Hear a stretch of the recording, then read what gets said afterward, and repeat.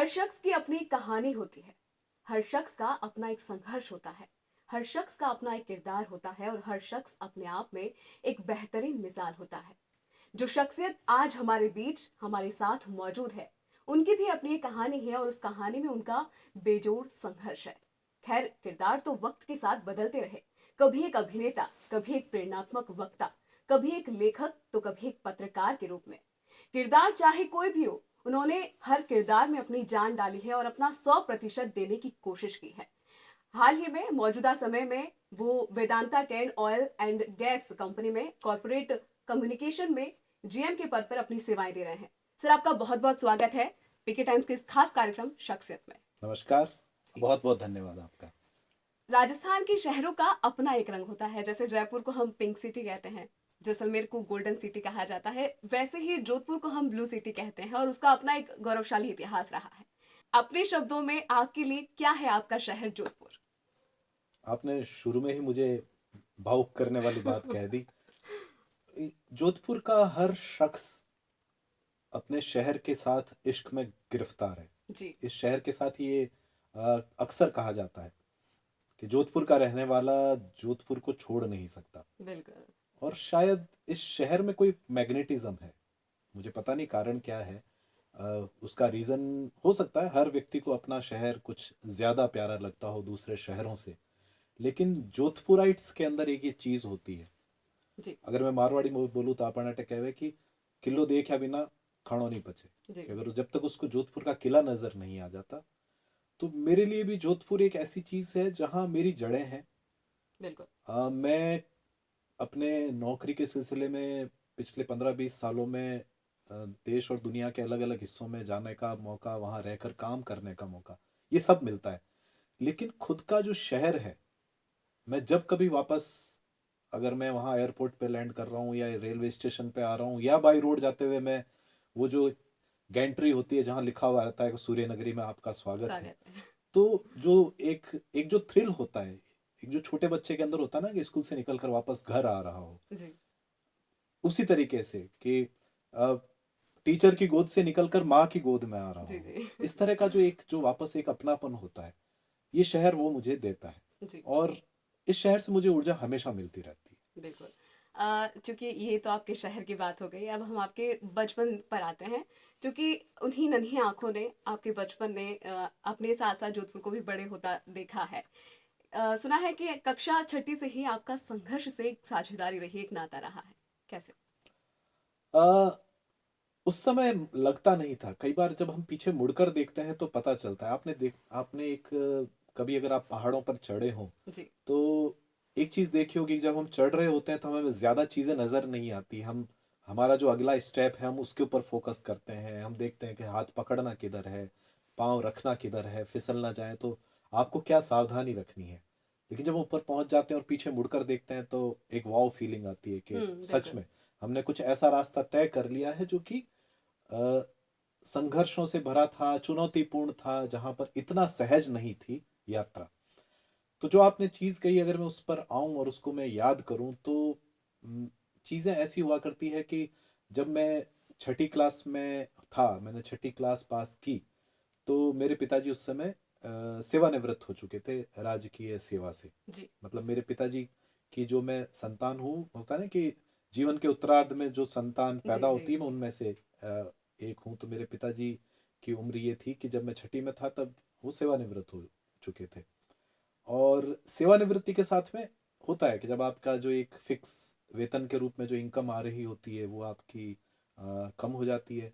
आपको खर्चे अपने लिमिटेड करने होते हैं जिम्मेदारियां और बढ़ जाती हैं। जिम्मेदारियां बढ़ भी जाती हैं। और मुझे याद है उन दिनों, उस समय लगता नहीं था कि ये चीज़ मतलब कैसी है, क्या ये संघर्ष का नाम दिया जाए या इसे एक सामान्य परिस्थिति जो कि पैसे की कमी के कारण, कमी भी मेरे को शब्द ठीक नहीं लगता, पैसे की जो लिमिट है आपके पास में, जी। जो सीमित आपके पास में है, उसके कारण जो परिस्थितियां आती है। एक किस्सा जो शायद ये मीडिया वाले किसी मित्र से मैंने शेयर कर लिया था, और क्योंकि ये कुछ लोगों की चर्चा में आ चुका है तो मैं उसे वापस दोहराना दोहरा चाहेंगे? सकता हूँ। जी। ओके। तो होता क्या था कि बिजली के बिल जब आपके आए और आपको जब लगा कि अ, आपकी महीने की बचत उतनी नहीं है कि वो जी। बिल आप भरवा सकें, तो बिजली वाले बिजली घर से आकर और आपका कनेक्शन आके काट जाते हैं। अच्छा। और उस हम्म। समय, क्योंकि जो जिस फैमिली से मैं बिलोंग करता हूँ, वहाँ पर इस चीज़ को पिताजी ने भी, माताजी ने भी और हम सब ने, मैं तो छोटा था उस समय, छठी क्लास में, इतना नहीं होता कि आप इन चीज़ों के कोई आप है ना रास्ते सोचना शुरू करें, इतनी बिल्कुल हाँ। जिम्मेदारी में की अवस्था में भी मैं नहीं था। लेकिन उधार लेना, ये उनकी जो खुददारी होती है या एक खुद का आत्मसम्मान होता है, उसके खिलाफ जाता होगा। तो हम कुछ दिनों तक उसके बिना ही जल्दी सो जाया करते कि अच्छा। दिन को तो आपको वैसे भी बिजली की हाँ ज़रूरत हाँ। इतनी आपको नहीं पड़ रही है, शाम को अगर आप अपना काम काज जल्दी निपटा के सो जाएं तो ठीक है, उसमें भी बिजली की ज़रूरत उतनी आपको नहीं पड़ती है। तो ये कुछ चीज़ें जो कि अब लगता है कि संघर्ष था, लेकिन आपकी जो मानसिक स्थिति होती है, जो आपको ऐसा लगता है कि हाँ, ये दिस टू शैल पास, ये चीज़ भी गुजर जाएगी, ऐसा कोई इतनी बिल्कुल। दिक्कत की है नहीं। उस चीज में एक चीज थोड़ी सी और कॉम्प्लिकेटेड तब हो गई जब मैं 8वीं क्लास में आया। तब पता चला कि पिताजी पार्किंसन जी की जी जी। के रोग इस बीमारी से से पीड़ित है ग्रस्त हैं, जी। पीड़ित हैं। और वहां से उनका एक्टिविटी जो होता है पार्किंसन में, जिनको पता है इस रोग में व्यक्ति का जो चलना फिरना है उस पे उसका प्रभाव पड़ता है, उनकी जो सामान्य गतिविधियां हैं वो प्रभावित होती है, क्योंकि जो आपकी नर्वस सिस्टम है उसका आपकी बॉडी के अलग अलग हिस्सों से जो कांटेक्ट है, जो कम्युनिकेशन है, वो ब्रेक होता है बीच बीच में। जी। जो कुछ आपके केमिकल हैं माइंड आपके मस्तिष्क में बन रहे हैं, उनकी कमी के या यानी उनकी तंत्र तंत्रिकाओं इम्बेलेंस। से जुड़ा ये एक हाँ, रोग हम ये एक कह रोग सकते होता हैं है जी। और लाइलाज बीमारी है। जी। दुनिया के अंदर रिसर्च काफ़ी चल रहे हैं, लेकिन इसको कंट्रोल किया जा सकता है, आप इसको इससे निजात नहीं पा सकते हैं। जी। और उसके बाद में धीरे धीरे मुझे पता भी न चला कि कब 8वीं तक आते आते पारिवारिक जो जिम्मेदारियां थी उनको मैंने संभालना शुरू कर दिया, और इस तरीके से बात आगे बढ़ गई। अच्छा। चूंकि ये भी सुना है कि आप रत्ती बेचकर जो आपको किताबें पढ़ने का काफी शौक रहा है and diary is your best friend. हाँ, इसकी एक कहानी है। मैं अभी जैसे बोल रहा हूँ, मैं शुरू से ऐसा मैं वाचाल नहीं था अभी जी। तो। जैसा कहते हैं ना कि कीड़ा होता है, कहीं आप मेरे को बोलने का मौका दे दें और मैं चालू हो जी। जाऊंगा।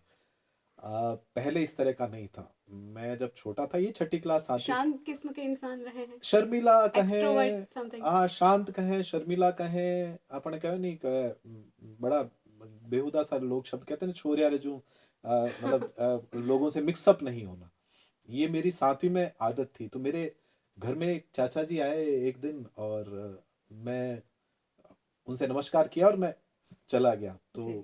उन्होंने मेरे पिताजी और माताजी को कहा कि ओ यूं की कर करे, और भाग जी। की कर गए, छिपतो की कर फिरे। तो उन्होंने अनाउंस किया कि भाई ये है ना, ऐसे तो नहीं चलेगा अच्छा। जिंदगी, लड़का है और ये बिल्कुल। मिलता ही नहीं है किसी से, मिक्सअप नहीं होता, बोलता ही नहीं है कुछ। तो जोधपुर में एक बहुत अच्छा स्कूल है, चौपासनी स्कूल, जी। उसकी हॉस्टल में मुझे डाल दिया गया। मतलब घर मेरा जोधपुर में ही था, लेकिन परिवार भी आपका उसी शहर में रह रहा, उसमें जी हाँ। हॉस्टल में डालने का कोई तुक होता नहीं सवाल है, नहीं उठता सही है। सवाल नहीं उठता। आफ्टर एट थी आपको। नहीं, 8वीं क्लास में, अच्छा ओके ओके। 8वीं क्लास में मुझे हॉस्टल में पटक, मतलब सॉरी, हॉस्टल में मुझे प्रवेश भेज दिया करवा गया दिया गया। बिल्कुल। ये मेरे जीवन का पहला, कह सकते हैं, मोड़ था जी। पॉजिटिव। कई बार हमें जो चीजें लगती ना कि पॉजिटिव नहीं है, वो किस तरह से पॉजिटिव हो जाती है, ये चौपासनी स्कूल मेरे लिए उदाहरण बना। जी। जब मैं गया तो बड़ा डरा हुआ था। जिनको चौपासनी की ख्याति पता है, जी।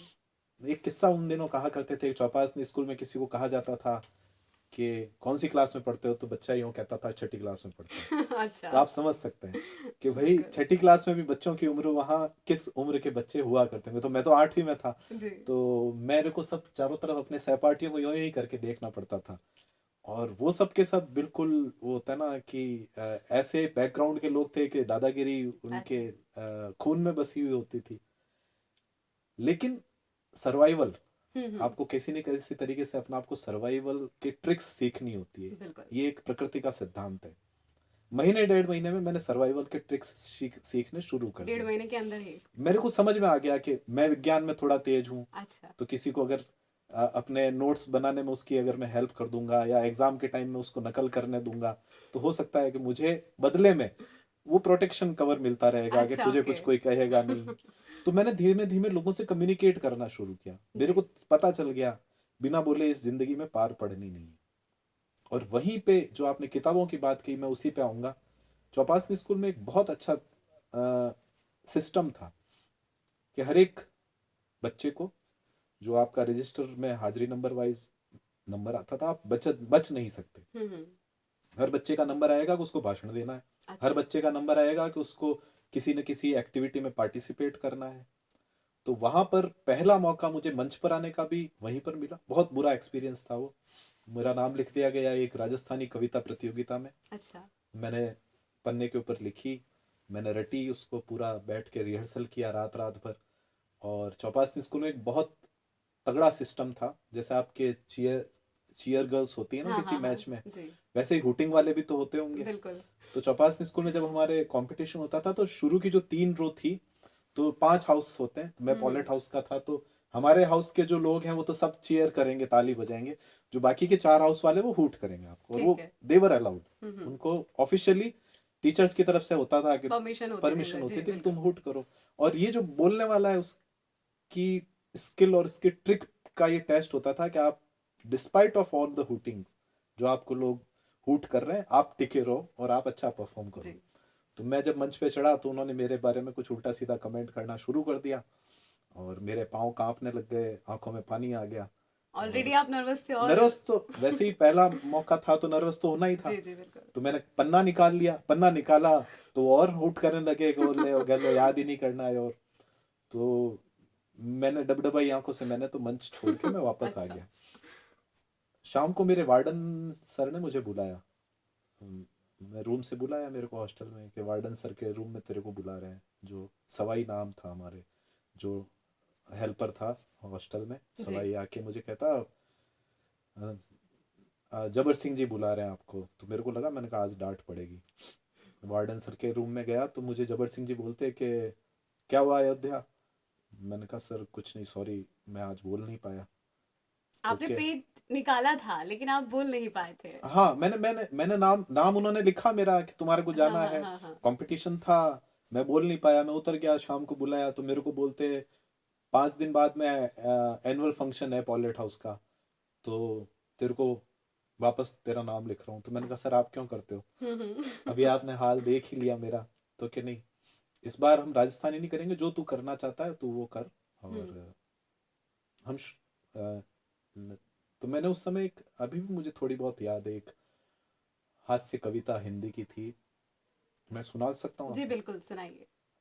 ये मेरी कभी जिंदगी की पहली कविता थी, और उस पे मुझे अवार्ड मिला फिर बाद में।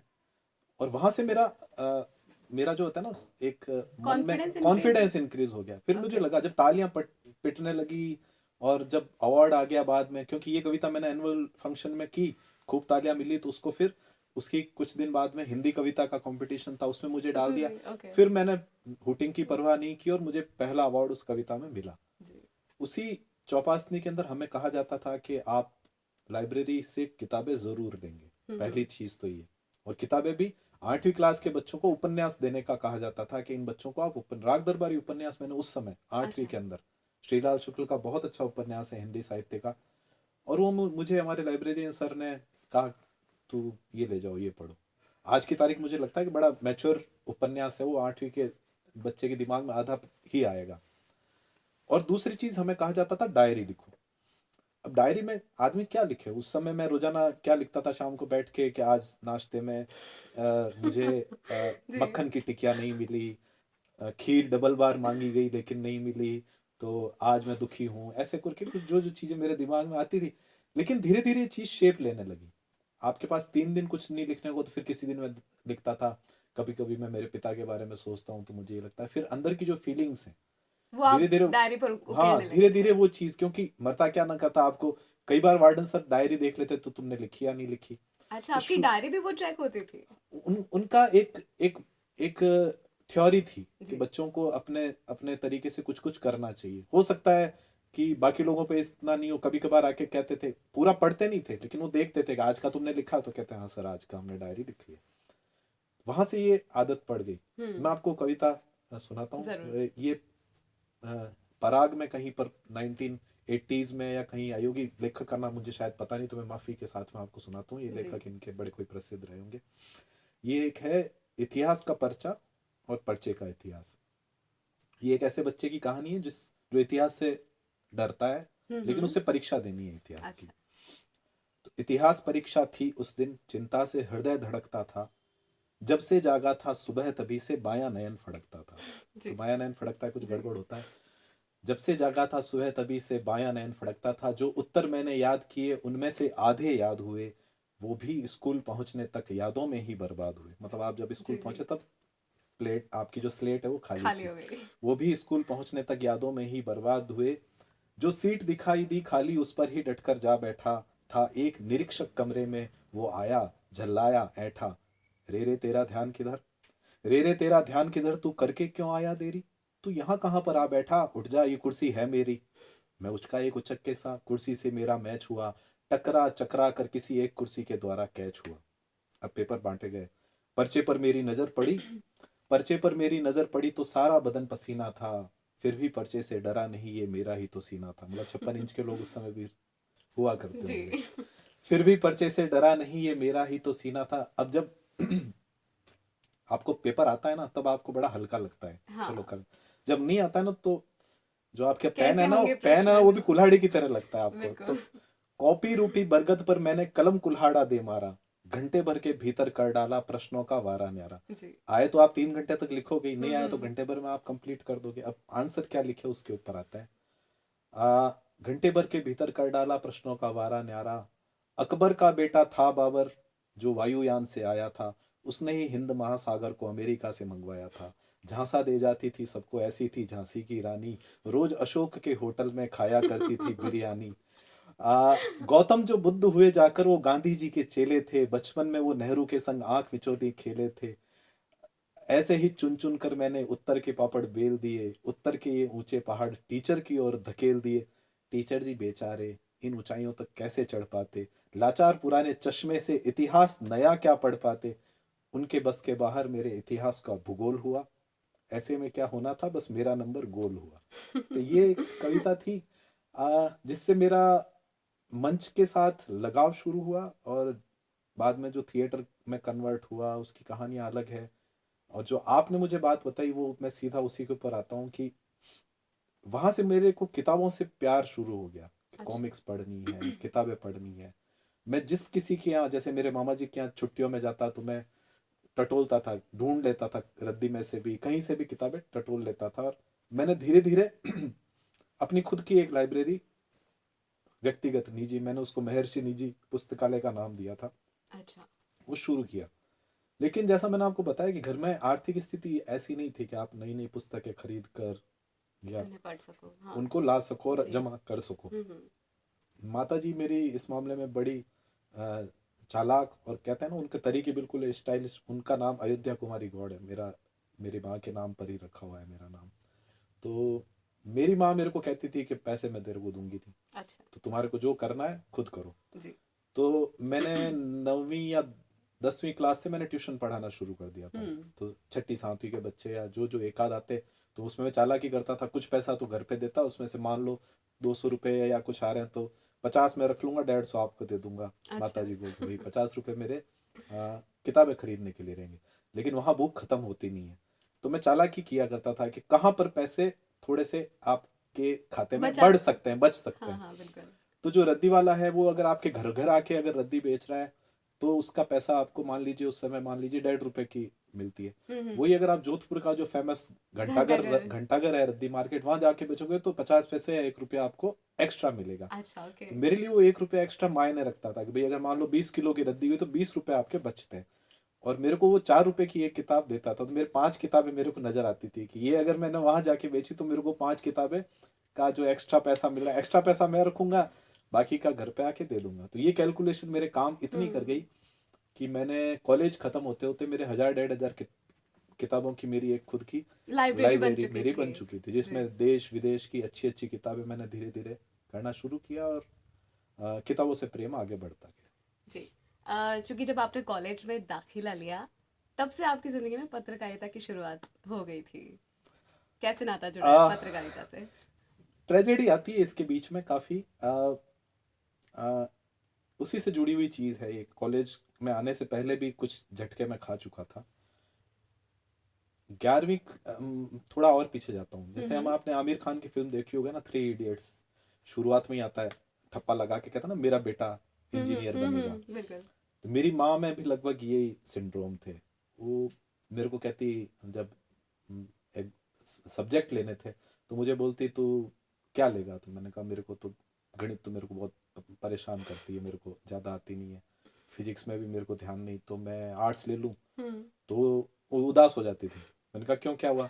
मेरी बड़ी बहन मेरे से 4 साल बड़ी, संगीता शर्मा, उसने साइंस बायोलॉजी ली। अच्छा। तो बोलती तेरी बहन ने बायो ली, तू अब है ना, तू अगर आर्ट्स लेगा तो देख लोग क्या कहेंगे। तो मैंने कहा भाई उसको प्रतिष्ठा पे सवाल आ जाता हाँ, था। मैं कहता भाई उसको बायो पसंद थी, उसने ले ली। बिल्कुल। मुझे, मैं उतना तेज नहीं हूँ, तो इंटेलिजेंट जितना मेरे को जिस रुचि है, तो नहीं, तुझे इंजीनियर बनना है। अच्छा। उस समय हम लोग आज की पीढ़ी की तरीके से उतने थे नहीं, ना तो इतने सजग थे, ना उतने चतुर थे, ना इतने हम खुले हुए और दबंग थे कि अपने माता पिता के सामने कह देंगे नहीं आपने ये कहा लेकिन हाँ मुझे तो वही बिल्कुल। लेना है। तो मैंने उनकी बात मैथमेटिक्स ले मानी। ली। जी। मतलब और कोई चारा भी नहीं हाँ था, हाँ उनके बिल्कुल। चॉइस नहीं हुआ करती थी, उन्होंने कहा है लेनी है तो ले ली, जाके भर दिया। अब मामला आता है पीईटी, प्री इंजीनियरिंग टेस्ट का। अच्छा। तो आपने 12वीं के बाद में मैंने 1 साल ड्रॉप किया। पिताजी की स्थिति तो वैसी थी, पेंशन तो वैसी ही आ रही थी, लेकिन hats off to my father, उन्होंने ये तय किया कि ये एक जो साल है वो पूरा अपन पैसा बचाएंगे, तो ट्यूशन कर ले तू पूरा। तो मैं फिजिक्स, मैथमेटिक्स और केमिस्ट्री, जो जोधपुर के बेस्ट टीचर थे उनके यहाँ मैं सुबह से, मेरा 5:45 मैथमेटिक्स की ट्यूशन जाता, फिर दोपहर को इसकी जाता, शाम को उसकी जाता। साल भर मैंने उसमें लगा दिया। जब हमारा टेस्ट हुआ पीईटी का उस साल, मेरे सारे पेपर अच्छे हुए। फिजिक्स का बहुत अच्छा, मैथमेटिक्स बहुत ही शानदार, केमिस्ट्री वाला जो पेपर था उसमें शायद पहला, जो भी मेरे को इतना याद नहीं का पहला था या लास्ट था। केमिस्ट्री से मैं हमेशा डरता था, लेकिन उस साल पेपर मेरे लिए इतना इजी था कि मैं होता ना अति उत्साह में, ये भी आ रहा है सवाल, ये भी आ रहा है, ये भी आ रहा है। तो जो ओएमआर शीट होती है भरने की, उसको टाइम पे भरना चाहिए, ये मैं भूल सा गया। मतलब होता ना आप अति उत्साह में होते हो, ये तो लालच होता है, ये सवाल और कर लेते हैं। 5 मिनट जब बाकी थे तब एग्जामिनर आया, बोला 5 मिनट बाकी है, तो मैंने कहा सर बस कर रहे हैं। मैंने कहा ये अभी ये सवाल तो होते हुए दिख ही रहा है, ये और कर लेता हूँ। और जब मैं ओएमआर शीट भरने लगा, मुझे अच्छी तरह याद है शायद 4 रो थी उनकी वर्टिकल, तो 2 रो मैंने भरी, जितने में तो टाइम ओवर हो गया था। अच्छा। अब वो जो एग्जामिनर हैं वो आके और मेरे को कहते आप शीट दीजिए। तो मैंने कहा सर आप दूसरे बाकी सबके बाकी लीजिए। सबकी लीजिए, मैं करता हूँ। जी। तो बोलते अक्ल नहीं है तुम्हारे अंदर, मैं कह रहा हूँ शीट दे दो। अच्छा। मैंने कहा सर आप मैं भर रहा हूँ, आप मेरे को भरने तो दीजिए प्लीज। तो उसने मेरे को लताड़ा पूरी तरीके से कि अच्छा। मैं बाहर पुलिस खड़ी है, मेरे को इतना टाइम नहीं है कि मैं पहले सब की लूँ और बाद में ये करूँ तुम्हारे को। And literally I was crying. मैं रोने लग गया उसके सामने। मैंने उसको सारे डायलॉग जो फिल्मी थे मार दी। मैंने कहा सर मेरे घर की स्थिति ऐसी है, सर आप मेरे को ध्यान दीजिए, मेरे पापा के सारे पैसे मैंने ट्यूशन में कर दिए, मेरा हो जाएगा, आप मेरे को ओएमआर शीट भरने दीजिए। उसके ऊपर उनके ऊपर कोई फर्क पड़ा नहीं। उन्होंने मुझे कहा आप निकल जाइए। ठीक है। मैं घर आ गया और घर आकर हम सभी रोए साथ में, क्योंकि लिटरली मैंने अनाउंस ही किया कि मेरा आपके होगा नहीं। मैंने पिताजी से भी सॉरी मांगा। मैंने कहा आपके जो पैसे थे साल भर मैंने बर्बाद किए, लेकिन ये जो सपना था ये आप ध्वस्त समझो। और अब मेरी हिम्मत नहीं है कि मैं अब वापस 1 साल की तैयारी करके वापस एग्जाम दूँ। हाँ उसी साइकिल में कि मैं पैसा जो घर का बच रहा है उसको मैं लगाता जाऊं और फिर अब इतना मेरा उन उन पुस्तकों में दिल मेरा लगेगा नहीं। ठीक है, लेकिन वो एक जो आपके होता है ना वैराग्य टाइप का, जो आप डिटैचमेंट होता है, वो उस दिन उस उम्र के अंदर, जब मैं ज्यादा उम्र रही भी नहीं होगी, वो शुरू हो गया। मैंने उस दिन ये भी अनाउंस कर दिया कि मेरे को साइंस नहीं लेनी, मेरे को बीएससी अब नॉर्मल करनी नहीं, अब होगा नहीं मेरे से, ये किताबें ही नहीं पढ़ी जाएंगी मेरे से, केमिस्ट्री पर्टिकुलरली। तो मैंने कहा मैं आर्ट्स ले लेता हूँ, अब भी ले लेता हूँ, आर्ट्स लेने में तो कोई दिक्कत नहीं है, मैं बीए कर लेता हूँ। घर वाले फिर भी माने नहीं, और उन्होंने कहा कि नहीं आपको करनी तो बीएससी है। ज़बरदस्ती मेरा फॉर्म वापस बीएससी में भरा, लेकिन रिबेलियस नेचर तो रिबेलियस ही होता है। मैं क्लास अटेंड नहीं करता था, मैं कहता कि ठीक है, मतलब मैंने जियोलॉजी ले ली। जियोलॉजी भी इस तरीके से ली, मैं जोधपुर का न्यू कैंपस है वहाँ पर मैं लाइन में जाके खड़ा हो गया। मेरे को फॉर्म दिया गया था कि तुम जाके भरवा दे। मैं लाइन में खड़ा हूँ और तब अपना फॉर्म भर रहा हूँ। और मैंने किसी से पूछा, मेरे आगे पीछे खड़ा था, मैंने कहा यार केमिस्ट्री छोड़नी है मुझे। हम्म। तो बोलता हाँ छूट जाएगी। तो क्या लूँ मैं? तो क्या, वो मेहताब जी करके एक बाबू हुआ करते थे, तो क्या मेहताब जी से पूछ लो जब तुम भरोगे ना। तो मैं नीचे झुक के पूछता, मैंने कहा सर केमिस्ट्री छोड़नी, क्या लूँ? मतलब इतना नॉन सीरियस एटीट्यूड लाइफ के प्रति। हाँ। तो मेरे को बोलते स्टेटिस्टिक्स ले ले। मैंने कहा ये क्या होती है? क्या सांख्यिकी होती है, गणित का? मैंने कहा सर गणित तो वैसे ही मेरे को बहुत डर लगता है। तो बोले जियोलॉजी ले ले। मैंने कहा सर बायोलॉजी वाला होता होगा ना। अरे नहीं पागल, GEOLOGY, हाँ। भाटालॉजी, पत्थर वाला साइंस। हाँ। हाँ। तो मैंने कहा सर स्पेलिंग क्या होती है आप? तो उन्होंने स्पेलिंग बताई हाँ। GEOLOGY, और मैंने भर दिया। जिस सब्जेक्ट के बारे में मुझे ये भी पता नहीं कि इसका स्पेलिंग क्या होता है, वो मैंने अपना भर दिया एज अ उसमें। सब्जेक्ट ले लिया जी। मैंने। जियोलॉजी ने मुझे बहुत हेल्प किया, अच्छा। क्योंकि ये वो एक ऐसी साइंस थी जो मुझे अभी भी करंट में मैं जब हूँ, petroleum hmm. Geology was one of my subject. इस पे मैंने बाद में PhD भी करने का शुरू निश्चय किया। अच्छा। तो जियोलॉजी ने मेरा जो एक पढ़ाई के प्रति जो रुझान वैराग्य है। विरक्ति है ना, वो उसको रिवाइव किया। अच्छा। ओके। लेकिन इतना इजी तो नहीं था मेरे को क्लास में बिल्कुल। लाना, तो मैं क्लास अटेंड ही नहीं करता था। जियोलॉजी है तो कर लूंगा, केमिस्ट्री जाता नहीं, केमिस्ट्री छोड़ दी थी। मैथमेटिक्स में मैं जाता नहीं था। तो एक दिन मैं घूम रहा था न्यू कैंपस में, तो एक नोटिस बोर्ड पे एक मैंने नोटिस चिपका हुआ देखा। तब तक मेरी माइंड सेट अभी भी ये था कि अपन नकारा है, अपन कुछ कर नहीं सकते। जी। मतलब जिसको ये ध्यान नहीं रहा, OMR शीट तो टाइम पे भरनी चाहिए, वो अब लाइफ में खुद के प्रति आपको अच्छी फीलिंग नहीं आती, क्योंकि ज्यादातर लोग आपको सुबह से शाम ज्ञान देने वाले ही मिलते हैं। ओ की करो ही तो बिल्कुल बिल्कुल। ही गैलो, इतना ही पता नहीं था क्या तेरे को, अरे ऐसा कैसे। और घर वाले भी आपके लिए उतना पॉजिटिव नहीं रहते, ऑब्वियसली उनकी भी गलती नहीं है। तो मैंने नोटिस बोर्ड पे देखा, उसमें लिखा हुआ था राजस्थान संगीत नाटक अकादमी का नाट्य प्रशिक्षण, युवा नाट्य प्रशिक्षण शिविर शुरू हो रहा है। जो जोधपुर का टाउन हॉल है उसमें बुलाया गया था। 2-3 दिन बाद की डेट रही होगी। और साथ में उन्हीं दिनों की बात है, एक चील करके एक मैगजीन, एक अखबार हुआ करता था, उन्होंने लिख रखा था कि हमें संवाददाता चाहिए। अच्छा। ओके। ये दोनों लगभग सिमिलर, आसपास। चील थोड़ा जल्दी शुरू हो गया था, तो मैं चील वाला घटनाक्रम पहले बताऊंगा। तो जोधपुर में डॉक्टर महेंद्र पटवा है, वो एक चील करके एक पाक्षिक अखबार निकाला करते थे। जी। मैं उनके पास जाके बैठ गया। मेरे को कहते क्या कर रहा है? मैंने कहा मैं वैसे तो BSc कर रहा हूँ, लेकिन आप कुछ कहोगे तो मैं आपके लिए लिखना शुरू कर दूंगा। सो मेरा लिखने वाला जर्नी वहां से स्टार्ट हुआ। अच्छा। उनके अखबार में उन्होंने मुझे फ्री हैंड दे रखा था, संपादकीय भी लिख दो। मैंने कार्टून स्केचेस भी बनाए। मेरे को अच्छा। बोलते तुम कार्टून बना सकते हो, तो मैंने कहा मैं देख देख के कुछ कुछ आइडिया लिख के बना दूंगा। सटायर भी लिखने होते थे, कुछ अच्छा। कहानी। मतलब वो जो उनके यहाँ खांचा होता ना कि ये इसकी जरूरत पड़ रही है, तो मैं वो मेरे को ब्रीफिंग देते और मैं लिख के। और मजेदार अच्छा। चीज उसमें एक ये होती थी कि उसका जो पेज मेकिंग होता था, भाभी जी जनरली घर में ही वो पेज मेकिंग का एक टूल था उनके, पुराने टाइप के जो कंप्यूटर होते हैं उनके ऊपर। तो मैं बैठ के पेज मेकिंग भी करवाता था। जोधपुर के अनमोल प्रिंटर्स पे वो छपा करता था, तो उसको जाके जो फ्लॉपी देनी होती थी वो भी मैं देख के आता था। छप जाता तो मेरे पास उस समय TVS 50 हुआ करती थी, मोपेड, मैं लेके भी आ जाता। अच्छा। लेके, और जोधपुर के अंदर राठी बुक स्टोर और ऐसे 2-3 जो अखबार बेचा करते उनको मैं देख के आता।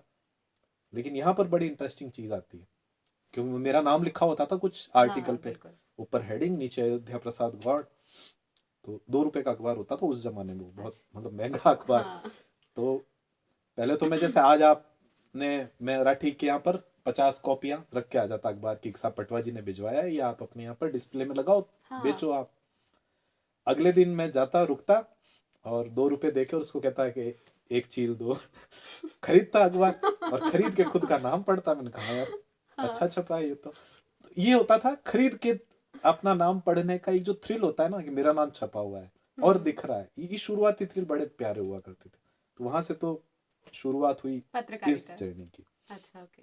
उसमें हमारा ये हुआ कि मैं टाउन हॉल गया, और ये जो आपको मैंने बताया कि एक मैंने नोटिस बोर्ड देखा था कि राजस्थान संगीत नाटक अकादमी की तरफ से एक, संवाददाता। हाँ नहीं, अ, शिविर लग रहा है, अच्छा। अभी ओके। अभिनय का प्रशिक्षण देने का शिविर, अच्छा। Acting okay. ट्रेनिंग का एक कैंप लग रहा है। तो आकाशवाणी जोधपुर में एक बड़े प्रसिद्ध हुए विष्णुदत्त जोशी, जी। ये उस समय वो कैंप ले रहे थे। उन्होंने हमारे से रीडिंग करवाई कि आपको रीडिंग दो तरह की होती है, आप तो खैर बहुत अच्छी तरह जी। जानते होंगे कि एक नॉर्मल रीडिंग होती है जैसा न्यूज रीडर जनरली जी पढ़ा बिल्कुल। करते हैं विदाउट एनी इमोशन। भाई अगर बिल्कुल। मैं अगर लिखूंगा कि कल एक सड़क हादसा हुआ और उसके अंदर इतने लोग दो मारे लोगों गए। की हाँ जी। दुखद मौत हो गई, तो मैंने ब्लैंक फेस पढ़ रहा हूँ। जी। फिर उसी चीज को हमें विद इमोशन पढ़ना है, तो कल एक सड़क हादसा हुआ, जी। तो उसमें आपको उसे इमोशन डालना हाँ है, बिल्कुल। आपको उसको दुख डालना है। तो लकीली क्योंकि होता है ना, जिसके पास खोने को कुछ नहीं होना वो खेलना शुरू कर देता है। बिल्कुल मैंने सही मन बात से है। जैसा मूड आता, बाकी लोग हिचकिचा रहे होंगे, अपने को क्या दिक्कत है, अपन तो वैसे होता है ना रसातल में तो कूदे हुए थे, अब इससे नीचे जाने का कोई आपको जी। डर है नहीं। तो मैंने खुल के खेला, उनको वो चीज पसंद आ पसंद गई। आ गई। वो था प्रोडक्शन ओरिएंटेड कैंप, कि यहाँ इन बच्चों को ना केवल ट्रेनिंग दी जाएगी, इनको एक नाटक भी तैयार करवाया जाएगा। तो मराठी के बड़े प्रसिद्ध लेखक हैं, अब तो उनका स्वर्गवास हो गया, विजय तेंदुलकर। शांतता कोर्ट चालू आहे, सखाराम बाइंडर, ऐसे करके इनकी बड़ी प्रसिद्ध, जिसके ऊपर कई फिल्में भी बनी बाद के अंदर। तो विजय तेंदुलकर का एक उनकी जिंदगी का आखिरी जो उन्होंने नाटक लिखा, सफर द साइक्लिस्ट करके है, अच्छा। कॉमेडी प्ले है, हिलेरियस कॉमेडी प्ले है, उसका हमने रीडिंग शुरू किया। अच्छा। मुझे खुशी उस समय हुई जब हम सबसे रीडिंग करवाई गई कि इसको पढ़ो पढ़ो पढ़ो। जब कास्टिंग होती है तब आपका अनाउंस होता है नाम कि कौन सा। और उसमें सबसे अच्छी चीज ये है कि 2 घंटे का जो नाटक है, जो जो मेन कैरेक्टर है, सेंट्रल कैरेक्टर है, हम्म। उसकी कहानी ये है कि वो दुनिया का सफर पे जाऊंगा ये तय करता है, अच्छा। साइकिल पे जाऊंगा, और उसके रास्ते में कैसी कैसी मुसीबतें आती है और कैसे वो उनसे पार पाता है। ये एक छोटा सा एक इसका स्क्रिप्ट लाइन है। तो 2 घंटे तक वो नाटक चलना था, और जब पर्दा खुलता है तब उस सेंट्रल कैरेक्टर को मंच पर आना था। 2 घंटे तक कोई पर्दा बंद नहीं होगा और कोई लाइट फेड आउट नहीं होगी, आपको पूरे टाइम एक्टिंग करनी है, आपको एग्जिट भी नहीं है, बाकी लोग अच्छा। आएंगे ओके जाएंगे ओके। आएंगे जाएंगे, आपको 2 घंटे तक स्टेज पर रहना है, कंटिन्यूस तो एक्टिंग। वो तो ये मुख्य किरदार आपका मुख्य, था। हाँ, तो जब अनाउंस हुआ कि मुख्य किरदार मुझे निभाना है, तो होता है ना कि मेरे मेरे लिए अविश्वसनीय था कि मैं कर पाऊंगा या नहीं कर पाऊंगा। लेकिन थिएटर कितना सहज तरीके से आपको अपने अंदर विश्वास जगाता है, खुद को वो, खुद से मिलाता हाँ, है खुद की बिल्कुल। डिस्कवरी करवाता है वो, एक तरीके से जी आपको खुद को बताता है कि आप चीज क्या हो। और ये हर एक के लिए पॉसिबल है। बिल्कुल। तो जो पहला शो हुआ, सफर नाटक का जो क्लाइमैक्स है, उसके अंदर जो मुख्य पात्र है वो ऑल ऑफ सडन अकेला मंच पर होता है। उसे रियलाइज होता है कि जो मैं दुनिया पर सफर की बात कर रहा था वो एक फैंटेसी थी। हम्म। जब वो चारों तरफ देखता है कि ये जो दुनिया है ये तो है ही नहीं, एक्चुअल में एग्जिस्ट नहीं करती, और वो पूरे टाइम वो, उसकी एनर्जी लेवल यहाँ पर है। वो कहता है मैं करूंगा, नहीं मेरे को तो जाना है, ये मुसीबत आ गई लेकिन कोई दिक्कत नहीं, मैं करूंगा, मैं अच्छा। फिर कर लूंगा। क्लाइमैक्स में एकदम से 180 डिग्री टर्न आता है जब वो टूटा हुआ है अच्छा। और जब फूट फूट के रो रहा है, लेकिन फिर भी वो बोलता है कि मैं अगले वापस मैं उठूंगा, मेरे को तो करना ही है। अपने पिता को आवाज दे रहा है जो पिता कहीं है नहीं, उनको कह रहा है देखो ये लोग कह रहे हैं मेरी साइकिल नहीं है, मेरी साइकिल में पहिए नहीं है ना पहिए। अब मैं आपको बताता हूँ ट्रिक। जब मैं स्टेज पे होता था, मैं अभी एक सीन पहले 10 मिनट पहले जो मेरा उसमें सीन था, एक उसमें वो एक सीन है कि मैं नग्न हो चुका हूँ और मैं एक लड़की की आवाज आती है तो मैं मेरा एक नक्शे से लपेट लेता हूँ। हिलेरियस कॉमेडी है कि ये लड़का ऐसा है जो लड़कियों से शर्माता है, अभी इसने कपड़े नहीं पहन रखे हैं, और एक लड़की आ गई, वो कहती है मैं मदालसा हूँ, मैं तुम्हारे कपड़े में खा गई हूँ और उसको मैं 9 महीने बाद तुम्हारे जैसा एक बच्चा पैदा करूंगी। तो उसके डायलॉग ऐसे लिखे हुए हैं कि दर्शक, मतलब दर्शकों के पेट में बल पड़ रहे हैं, और मैं भी एक्टिंग उस तरह ऐसी कर, मतलब ऑब्वियसली करनी होती थी। लेकिन मेरे लिए एज एन एक्टर क्या चैलेंज होता था कि अभी 30 सेकंड बाद में मेरा क्लाइमैक्स का सीन है जिसमें अच्छा। वो लड़की गायब हो जाएगी। एक जना मेरा पड़ोसी आके चांटा मार के कहेगा रात बेरात सोने नहीं देता। तो मैं कहता हूँ सोने नहीं, मैं तो यात्रा पे हूँ। तो ये काहे की यात्रा? मैं कहा मैं दुनिया की यात्रा कर रहा हूँ ना। तो कहता कौन किस पे कर रहा है? अरे मेरी साइकिल, ये एक्सरसाइजर साइकिल है, इसमें तो पहिए नहीं है, सो जा चुपचाप। चला जाता और मेरा तो क्लाइमैक्स सीन शुरू होता। अच्छा, कुछ ही वक्त बाद आपको भाव बदलने हाँ, लगे। मेरे को भाव बदलने थे, मेरे को फूट फूट के रोना था, अच्छा ओके। और मैं सच में रोता था। वहां आपको अंदर नहीं है फिल्मों की तरह कि मेरे को ग्लिसरीन लगाने का मौका मिले या मेरे को कोई, मैं जाके किसी को कहूँ जरूर से मेरे को चांटा मार दो ताकि सच में मेरे को रुलाई आ जाए। मेरी ट्रिक क्या होती थी, क्योंकि मैंने रिहर्सल में तो मुझे रोना, क्योंकि आप उस कैरेक्टर में इतने डीपली इन्वॉल्व हो जाते हो कि आपको सच में बुरा लगता है कोई आपको क्यों कह रहा है कि आपकी साइकिल में पहिए नहीं, क्योंकि आपके हाँ सपने, हाँ आप उस बिल्कुल। कैरेक्टर में अगर डूबे डूबे हुए हो तो आपको रोना आ जाएगा। लेकिन जब आप रिपीट करते हो ना, भाई आप रिहर्सल करते हुए पहले दिन रो लिए, पहले दिन मुझे ध्यान है जब मैं रिहर्सल कर रहा था और मेरे डायरेक्टर साहब रो रहे थे फूट फूट के, जो मेरे को देख रहे थे, वो आंख आए और मेरे को गले लगाया कि तूने बहुत अच्छी एक्टिंग की। लेकिन शो वाले दिन उन्होंने मुझे कहा कि एपी, आज अगर तेरा लास्ट क्लाइमेक्स वाले सीन में तू रोया नहीं तो पूरे नाटक का जो इम्पैक्ट है ना वो माइल्ड हो जाएगा, क्योंकि हमारे को क्लाइमेक्स के अंदर वो इम्पैक्ट देना है, दर्शक रोने चाहिए मुख्य पात्र के साथ। मुख्य पात्र अकेला नहीं रोएगा, वो तेरे साथ में हंसे हैं वो तो वो तेरे तेरे साथ साथ में रोएंगे भी। रोएंगे भी, जी। लेकिन वो तब रोएंगे जब तेरी एक्टिंग में वो आएगा। केवल तू आवाज कर रहा होगा नहीं मेरी साइकिल में पई है ना, ऐसे नहीं होगा। हम्म। और मेरे जब क्लाइमेक्स का सीन आता था मेरे आंखों से लगातार आंसू झड़ते थे, लगातार। मैं रोकता था फिर झड़ते थे, मैं रोकता था फिर झड़ते थे। तरीका क्या था, क्योंकि ये ट्रिक करनी पड़ती है आपको। मैं उस समय उस केमिस्ट्री वाले उस टीचर के बारे में सोचा करता था जिसने मेरे को कॉपी नहीं ले जाने दी। अच्छा।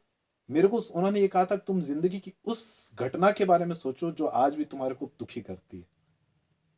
तो वो इतना पेन था। मैं धन्यवाद देता हूँ आज भी उस केमिस्ट्री वाले उस टीचर को, क्योंकि उसने मेरे को एक्टिंग के अंदर एक टूल पकड़ा दिया कि मैं अगर कभी आज भी मेरे को कहीं एक्टिंग करने को कहे और मुझे इमीडिएटली ऑन स्टेज मेरे को अगर करना हो, मेरे पास में एक ट्रिक है कि मैं किस तरह, लोगों को पता नहीं चलेगा, लोगों को लगेगा कि ये अपने एक्टिंग में इतना डूबा हुआ है कि ये एक्ट करते करते रोने लग गया। लेकिन मेरे को ध्यान है कि मेरे को उस समय केवल वो इंसिडेंट को थोड़ा सा डीपली याद करना है अपना डायलॉग बोलते बोलते, और मैं रोने लग जाऊंगा। अभी भी अगर मैं चाहूँ तो मेरे हो सकता है कि मैं उस भाव में वापस पहुंच जाऊं। जी। तो जब मैं क्लाइमैक्स आया मैं रोने लगा, और मुझे अच्छी तरह ध्यान है, मैं क्योंकि मेरे को सुबकते सुबकते सो जाना होता था, और मैं आंख खोल के, क्योंकि पूरे मंच पर अंधेरा, एक स्पॉट मेरे ऊपर रहता था और स्पॉट धीरे धीरे फेड होता था, और मैं देख रहा होता था कि अभी ये पर्दा बंद। धीरे धीरे बंद होगा। और मुझे ये हमेशा मेरे को अच्छी तरह याद, उस नाटक के हमने 8 या 10 शो किए, जयपुर में किए, उदयपुर में किए, दौसा में किए, अंता में किए, कोटा में हमने किया, इसके कई जगह हमने शो किए। और हर जगह मुझे पता होता था कि अब ये इतना सा हुआ है क्योंकि लोग रोते रोते एकदम से अपने आप को संभाल नहीं पाते, नहीं बात है, सही है। और जो डिलेड तालियां होती है वो सच में बड़ी प्यारी होती है, जी। क्योंकि वो ये भी इतना भी भूल जाते हैं कि हमारे को ताली बजानी, और स्टैंडिंग ओवेशन लगभग हर बार हमारे को मिलता था। और तब आपको फील होता था कि नहीं, आपने जो अपने बारे में सोच रखा है कि आप कुछ नहीं कर सकते, वो आपने अपने बारे में सही नहीं सोच रखा था। और थिएटर ने मेरे को, होता है ना, गर्दन से पकड़ के वापस खड़ा किया कि नहीं, तुम्हारे को जो अपने अंदर आत्मविश्वास है वो वापस लेके आना है। और सफर ने एक मेरी जिंदगी का एक नया सफर शुरू करा। फिर हमने कई नाटक किए, फिर तो हमने महाभोज, अंधा युग, मतलब क्या पता कई कितने सारे। सारे नाटकों में हमने, नाटक मेरे मतलब होता ना जिंदगी का एक एक अलग सा हिस्सा बन गया। बीच में जब मैंने नौकरी चालू की तब एक गैप आया, वो वापस कैसे शुरू हुआ वो कभी आपको मैं बाद में बताऊंगा। ये सफर नाटक देखने का सौभाग्य तो नहीं मिला मुझे, लेकिन वाकई आपने इस नाटक को अपनी कहानी के जरिए भाव विभोर कर दिया, और मैं समझ सकती हूँ कि तालियों की गड़गड़ाहट रुकी नहीं होगी उस वक्त। सफर को हमने रिवाइव किया 2019 में, शायद 18 या 19 में, 2019 में। जी। लगभग 14 साल का गैप आ चुका था, और हमने अभी जोधपुर थिएटर फेस्टिवल हुआ तब मैंने पुरानी टीम को वापस जुटाया। अच्छा। विष्णुदत्त जोशी जो उसके डायरेक्टर थे, जी। उनका स्वर्गवास हो गया, तो हम सभी ने तय किया कि हम उसी नाटक को वापस करें। तो 2019 में हमने वापस किया, और जोधपुर के जो लोग जाने पहचाने हैं थिएटर के ट्रेडिशन से, उनको पता है कि जोधपुर का जो टाउन हॉल है वो बहुत बड़ा है, उसकी कैपेसिटी काफ़ी ज़्यादा है, वो जनरली आधा भी नहीं भरता है थिएटर के जो शो होते हैं। लेकिन उस दिन नीचे भी भरा हुआ था, ऊपर भी भरा हुआ था, और दोनों तरफ की गैलरी, उसमें भी लोग खड़े होके इस सफ़र नाटक को देख रहे थे। जी। और अगर भगवान ने चाहा तो हम इसको बाड़मेर में भी करेंगे। जी ज़रूर, और हमें भी देखने का सौभाग्य जी ज़रूर जी। मिलेगा। द रॉयल ब्लू एक पुस्तक जो आपने ये लिखी है, और कहा जाता है कि इसमें आपके बेटे ने आपकी काफ़ी मदद की है। हाँ, ये आ, इसको भी अपन वापस वहीं से लेके चलते हैं, कहानियों किताबों के शौक से। जी। बहुत छोटा सा आपको मैं किस्सा सुनाता हूँ। जब हम नौकरी में या किसी में लग जाते हैं ना, आप हर किसी की उम्र में एक ये पड़ाव आता है, पढ़ाई खत्म की, शादी हो गई या कुछ आप नौकरी वोकरी करने लगे, तो आप फिर क्या है अपने आप को एक ऐसे संसार में डाल लेते हैं, अपने को ऐसे ऐसे बहाने देते हैं जहां पर आप क्या कहेंगे कि अबे मार गने टाइम को नहीं, मतलब अब मेरे पास फुर्सत कहाँ है, मुझे ऑफिस का काम करना है, मुझे घर की चीजें खरीदनी है, मुझे मेरे ऊपर ये दायित्व है, ये रेस्पॉन्सिबिलिटी है। तो इस कहते हैं ना, इस बहाने के साथ में हम अपनी जिंदगी को आगे बढ़ाते हैं। 2013 की बात है, मैं केन में आ चुका था और केन की तरफ से मैं आईआईएम अहमदाबाद में एक एग्जीक्यूटिव ट्रेनिंग में गया। कितने प्यारे प्रोफेसर होते हैं, मैं आपको उसका एक उदाहरण देना चाहता हूँ। तो ट्रेनिंग हो रही थी, लगभग हम 40 के आसपास लोग, देश के अलग अलग कोनों से, अलग अलग कंपनीज से जो हम आए हुए थे, वो आईआईएम अहमदाबाद की उस क्लासरूम में हम बैठे और उन प्रोफेसर साहब ने आके और एक एक करके जल्दी से, नए प्रोफेसर, क्योंकि हर प्रोफेसर की 2 या 3 ही क्लास हमारे हिस्से आती थी, जी।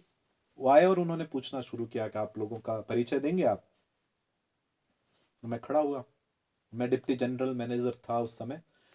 तो मैंने कहा I am Ayodhya Prasad Gaur working as DGM stakeholder relationship and corporate communication. तो उन्होंने मुझे रोका, मेरे को बोलते हैं कि ये क्या होता है स्टेक होल्डर, मतलब ऑब्वियसली वो मेरे से कुछ चीज जो अपने टॉपिक है उसके बारे में निकलवाना चाहते थे। अच्छा। तो मैंने कहा स्टेक होल्डर कोई भी व्यक्ति, कोई भी चीज जिसका मुझसे संबंध है, जो मेरे अच्छा। लिए महत्वपूर्ण है, मुझे लगता है वो स्टेक होल्डर है। तो बोलते हैं हाँ ये तो बात सही है।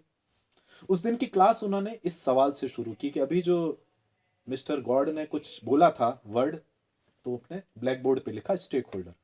हम 40 के 40 लोगों को उन्होंने एक टास्क दी।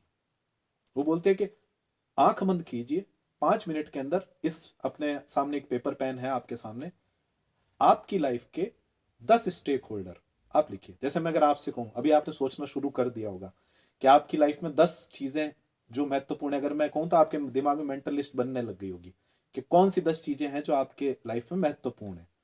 तो मुझे कहा, हम सबको कहा, तो हमने लिखना शुरू किया। जैसे मैंने मेरा फैमिली लिखा, मैंने भारत देश लिखा, अच्छा। मैंने मेरी कंपनी का नाम लिखा क्योंकि उससे मेरा जुड़ाव है, मैंने जोधपुर लिखा, मैंने अच्छा। इवन मेरे कुत्ते का नाम लिखा क्योंकि वो मेरे उनसे भी घर, आपका हाँ, जुड़ाव मेरा बिल्कुल मेरे है घर की मतलब। सुरक्षा कर रहा है, वो मेरे लिए बहुत जी। महत्वपूर्ण है। ऐसे करके मैंने, हम सभी ने 10 10 10 10 चीजें लिखी।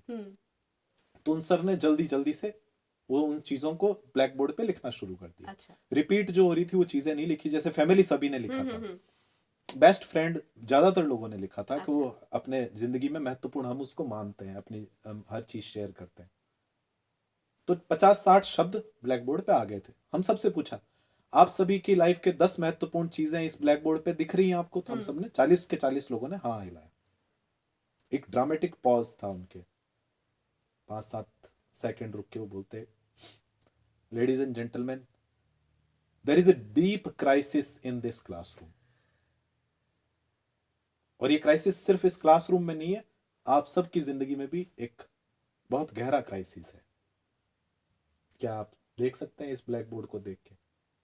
तो वी वर क्लूलेस, हमें समझ में नहीं आया कि क्राइसिस क्या है। मेरे को खड़ा किया, आप बताएंगे कुछ, क्योंकि स्टेक होल्डर आपने ही बताया था। मैंने कहा सर सॉरी, मुझे मुझे समझ में नहीं आ रहा क्राइसिस क्या, हम तो ठीक ठाक चल ही रहा है सब कुछ, क्यों क्राइसिस है? मैं मानता ही नहीं क्राइसिस है। कि आप में से किसी ने भी आई नहीं लिखा, किसी ने भी खुद का नाम उन टॉप 10 जो महत्वपूर्ण है खुद के लिए, मेरे को बोले आपके कुत्ते से भी आप तो अपने आप को कम मान के चलते हो, आपने टॉप 10 में कुत्ते का नाम लिख दिया, आपने खुद तो नहीं गिनते, टॉप 10 में आप आते नहीं हो क्या खुद के लिए? And it was a real shock. ये एक सच में एग्जैक्टली। बड़ा झटका था कि हम सभी, होता ना जीवन की भागदौड़ में परिवार के लिए इतना करना है। मेरे को बोलते हैं आपकी कंपनी आपसे केपीआई मांगती है ना, क्या होता है केपीआई? मैंने कहा सर 3 महीने में मुझे क्या परफॉर्म करना है, क्या टारगेट अचीव करना है, ये केपीआई, और आप वापस उसको रिपोर्ट देते हो? मैंने कहा हाँ। आपने खुद को कभी रिपोर्ट दी खुद के बारे में कि मेरे मेरे लिए केपीआई ये है? मैंने कहा नहीं। तो बोले आज हम ये क्राइसिस रिजॉल्व करेंगे। तो उन्होंने 3 खाने बनाए, बॉडी माइंड सोल, और हम सभी को कहा कि mid term, short term, mid term, long term खुद के गोल तय करो। खुद से प्रॉमिस खुद करो कि मैं मेरी बॉडी के लिए अगले 3 महीने में क्या करूंगा, 3 साल में क्या करूंगा, और 60 साल का हो जाऊंगा तब क्या करूंगा। हमने छोटी छोटी चीजें लिखी, जैसे मैंने कहा कि मैं ब्रेकफास्ट मिस नहीं करूंगा। स्मोक मैं पहले भी नहीं करता था, लेकिन मैंने लिखा कि मैं 60 साल का हो जाऊंगा तब तक मैं इस चीज से से दूर दूर रहूंगा, रहूंगा। ताकि मैं मेरी बॉडी, मेरे खुद से किए गए वादे थे ये। और उन्होंने मुझे हमें कहा हेल्प करने के लिए। हमने कहा सर मैं क्लूलेस हूं, अब क्या सोचूं, क्या क्या वादा करूं खुद से। हम्म। तो क्या, आंख बंद करो और सोचो क्या चीजें तुम्हें बहुत अच्छी लगती थी लेकिन तुमने करना बंद कर दिया। और मैंने आंख बंद की, सबसे पहले थिएटर आया। अच्छा। 14 साल नहीं, 11-12 साल हो चुके थे मैंने थिएटर नहीं किया था। जिस थिएटर ने मेरी लाइफ चेंज की, मैं उससे दूरी क्या किस बहाने से बना चुका था कि अब समय कहाँ है। हम्म। अब यार रिहर्सल करनी पड़ती है, रोजाना जाओ वहाँ पे, फिर वहाँ पे मैं जोधपुर में कहाँ करूँगा, बाकी लोगों का क्या होगा, पूरी कास्ट होती है वो, फिर जब मैं ट्रेवल कर रहा हूँ तो वो रिहर्सल कैसे करेंगे, कई बहाने होते हैं। तो आपको जो चीज अच्छी लगती थी वो वापस आप करो। आपकी बॉडी को यही ट्रीट है आपकी, आपके माइंड को यही ट्रीट है आपकी, आपके सोल को यही ट्रीट है कि आप उसको उन चीजों से दूर मत करो जो वो चाह रहा है, वो मांग रहा है, हम्म। कि ये उसकी ईगरनेस है। क्योंकि बहुत एक फिलोसॉफिकल थॉट है कि माँ बाप दोस्त या सबके सब ठीक है आपके साथ होते हैं, लेकिन आपकी बॉडी, आपका माइंड, आपका सोल, ये एक ऐसी चीज है जो आपका साथ कभी नहीं छोड़ेगी। बिल्कुल। बाकी लोगों के तो 2% भी चांस हैं कि वो छोड़ देंगे, लेकिन ये तो आपका साथ नहीं छोड़ेगी, हंड्रेड बिल्कुल परसेंट है। बिल्कुल। तो जो 100% आप उसके ऊपर इन्वेस्ट कतई नहीं कर रहे हैं, आप बाकी के त्याग सभी के लिए किए चले जा रहे हैं। तो मैंने उसमें लिखा कि मैं शॉर्ट टर्म में मैंने लिखा कि विद इन 2 मंथ में एक नाटक में, छोटा सा ही रोल सही, मैं करूंगा जरूर। पार्टिसिपेट करेंगे आप। और मैंने उस दिन से वापस नाटक शुरू किया। ये बुक की कहानी भी वहीं आती है। मैंने उसमें लिखा कि मैं जब 60 साल का हो जाऊंगा, पहले तो मैंने लिखा कि मैंने किताबें पढ़ना बंद कर दिया है, तो मैं एक एक किताब 2 महीने के अंदर अंदर एक किताब पढ़ना चालू करूंगा, हम्म। पूरा करूंगा भी नहीं। 2 साल में मैंने लिखा था मैं 2 किताबें पढ़ लूंगा, अच्छा। और जब मैं 60 साल का हूंगा तब एक किताब, मरने से पहले मेरे को एक किताब लिखनी है। ये मैंने उस समय 2013 के अंदर किया। लेकिन जैसा कहते हैं ना, शाहरुख खान ने बोला ना कि कोई चीज आप तय कर लेते हैं तो पूरी कायनात जुट उसे जाती है बिल्कुल। कि आपको चीज दिला के रहती है। वो मिरेकल मेरे साथ होना शुरू हुआ। मैंने लिख लिया था और मैंने सोचा कि नहीं, किताब लिखनी है, लिखनी है। फिर एक के बाद एक ऐसे इंसिडेंट होने शुरू हुए। कोई हमारी एक यहाँ पे एक मित्र हैं, वो बाड़मेर में ऑफिस में मुझसे मिलने आए। जनरली होता है ना एक दूसरे को, जैसे मैंने अभी आपको कॉम्प्लीमेंट दिया कि भाई बिल्कुल। आपका मेमोरी तेज है, तो उन्होंने मेरे को बोला सर आप तो लिखते अच्छा थे। तो मैंने कहा हाँ ठीक है sir, thank you thank you. अरे क्या काहे का थैंक यू, आप अब क्यों नहीं लिखते। मैंने कहा यार लिखेंगे, मैंने सोचा है मैं 60 साल का हूंगा तब एक बुक लिखेंगे। अरे सर 60 साल क्या होता है, अभी आप क्यों नहीं लिखते। तो जैसे कुरेदते हैं ना, अब खाली बैठा आदमी क्या हाँ करेगा, गप्पे बिल्कुल। लगाएगा। तो मेरे को बोलता है सर आप सोचो तो सही, आप लिखते तो किस पे लिखते। अब मेरे को कोई जवाब देना था, तो मैंने कहा यार मैंने है ना, ये जो महाराजा गज सिंह हैं, इनकी मदर है कृष्णा कुमारी जी, इनसे मैं 2-3 बार मिला हूँ, लेकिन जब जब मैं मिलता हूँ ना, मेरे को एक बड़ा अलग सा फील आता है इनके बारे में। मेरे को बोल के क्या फील आता है, मैंने कहा ये लेडी एक ऐसी है जिसने पूरी तरह, जब राजाओं का शासन था, जब इनके ससुर उमेद हम्म। सिंह जी, जिनकी जब ये शादी होके आई, राजकुमार ये महारानी बन के आई यहाँ पे, तब युवरानी थी ये, तो उस समय इनके ससुर जी का शासन था। हम्म। तो अब इन्होंने वो काल भी देखा है। इन्होंने वो काल भी देखा जब ट्रांजिशन हो रहा था, जब इनके पति हनवंत सिंह जी थे, और आजादी का जो सॉन्ग गाया जाता, भारत अंग्रेजों भारत छोड़ो, इन्होंने वो फेज भी देखा। अच्छा। हाँ। इन्होंने उसके बाद का वो फेज भी देखा जब पूरी तरह लोकतंत्र आ चुका था, ये खुद उसमें चुनाव में खड़ी हुई। तो मुझे मारवाड़ क्या, राजस्थान क्या, भारत में भी बहुत कम ऐसे शख्सियत मालूम है जो अभी भी हमारे बीच में मौजूद हैं और जिन्होंने वो वाला सारा वो चीजें काल भी देखा है देख रखे हैं। उन्होंने बिल्कुल। मैंने कहा इनके बारे में मुझे कुछ लिखने की इच्छा होती, मैंने ऐसे ही बोला था। उन्होंने वो बात पकड़ ली। अच्छा। मेरे को बोले वहां तो मेरा आना जाना होता है, तो मैंने कहा आना जाना तो मेरा भी होता है, वो तो मैं खुद ही कह दूंगा। बोले नहीं नहीं, आप तो कहोगे नहीं, आलस करते हो, ये करते हो। मेरे से बिना पूछे उन्होंने वहां उमेद भवन में बात कर ली कि हम्म। ये अयोध्या प्रसाद गौड़ है, उनकी इच्छा है कि वो राजमाता पे कोई लिखेंगे। और उनकी तरफ से हाँ आ गया। जबकि अच्छा। हाँ, मैं बात भूल गया, मेरे को क्या, महीने हाँ भर हाँ। बाद में फिर आ गए यहाँ पे। अच्छा। मेरे को बोले आपने मेल नहीं लिखा। मैंने कहा कौन सा मेल, क्या आप लिखने वाले थे ना उन पे। मैंने कहा यार आपसे मैंने मजाक की थी, मैं सोचूंगा 60 साल का हूं, तो क्या आप मजाक कर रहे हो, मैंने तो वहां बात कर ली। तो मैंने कहा आपको किसने कहा था बात करने को आप। लेकिन इसी तरीके से उन्होंने मुझे कहा नहीं मेल तो लिख दो आप, मैंने एक बार बात कर ली, मेरी बात रह जाएगी। मैंने मेल लिखा, वहां से आया कि आप आओ मिलने। जी। मैं मिलने गया, और उन्होंने मुझे लाइब्रेरी से अटैच कर दिया कि आपको जो जो रिसर्च करनी उनके बारे में उनसे बात करनी, उनके बारे में उनसे जो सवाल पूछने। 3 साल मुझे लगे उस पर रिसर्च और करने में। और द रॉयल ब्लू जो बुक थी, Amazon 100 बेस्ट सेलर बुक भी हाँ, बनी एक है। अपनी कैटेगरी के अंदर वो बेस्ट सेलर डिक्लेयर हुई और लोगों का बहुत स्नेह मिला। अभी भी ये किताब के बारे में चर्चा की जाती है, उसके बारे में लोग सवाल पूछते हैं। 60 साल से पहले आपने 4 पुस्तकें तो लिख ली है, ध्रुव आ, गाथा, हाँ। चौथा धंधा। चौथा धंधा जरूर मैं जानना चाहूंगी, क्या है इसमें ऐसा? आ, चौथा धंधा, अम, मैंने क्या, बीच में अपन जो चीज एक, मतलब मैं उतना डिटेल नहीं दे पाया कि पत्रकारिता जैसे चील से जी शुरू हुई बिल्कुल, थी। हाँ हाँ। आ, मैंने जब एमएससी जियोलॉजी में कर लिया, खाली बैठा आदमी होता है ना अपने मारवाड़ का, तो क्या कहते थे उन दिनों हमारे जैसे लोग, क्या कई कर रहे हैं, आईएएस की तैयारी कर रहे हूँ, आरएएस की तैयारी कर रहे हूँ, हाँ या बीएड जो हाँ। पूरे दुनिया को देना ही होता है, तो कहते बीएड दूंगा मैं, प्री पीटीईटी में बैठूंगा। तो मेरे को जो डॉक्टर महेंद्र पटवा थे, 97 की बात है ये, तो मेरे को बोला है खाली बैठा है तू, दैनिक भास्कर आ रही है, तो तू जा, चालू कर दे, रिपोर्टर बन जा। तो मैं जाके, उन्होंने मेरा उनका फ़ोन कर दिया, कमल शिमाली जी उन दोनों संपादक हुआ करते थे। और शुरू में तो मुझे इतना था भी नहीं, जो मेरे को काम देते विज्ञप्ति को रीराइट करना है मैं रीराइट कर देता। जी। धीरे धीरे वहाँ मुझे प्रमोशन मिलने शुरू हो गए, 2-2.5 साल के अंदर मुझे चीफ रिपोर्टर बना दिया गया। और चीफ रिपोर्टर से मैं हिंदुस्तान टाइम्स में आ गया। हिंदुस्तान टाइम्स में आया, अंग्रेजी अखबार में कुछ समय किया। और जियोलॉजी, जो मेरी पेट्रोलियम जियोलॉजी का मेरा एक रिसर्च बाड़मेर में चल ही रहा था उन दिनों, बाड़मेर में तेल का खोज का काम शुरू हो गया था, ये अच्छा। 99 और 2001 और उधर की बात है। तब गुड़ामालानी के पास में शैल का कुछ ड्रिलिंग वगैरह का प्रोग्राम चलता था, तो मैं वो भी देखने हमारे जियोलॉजी के उसके हिस्से के रूप में मैं आया करता था।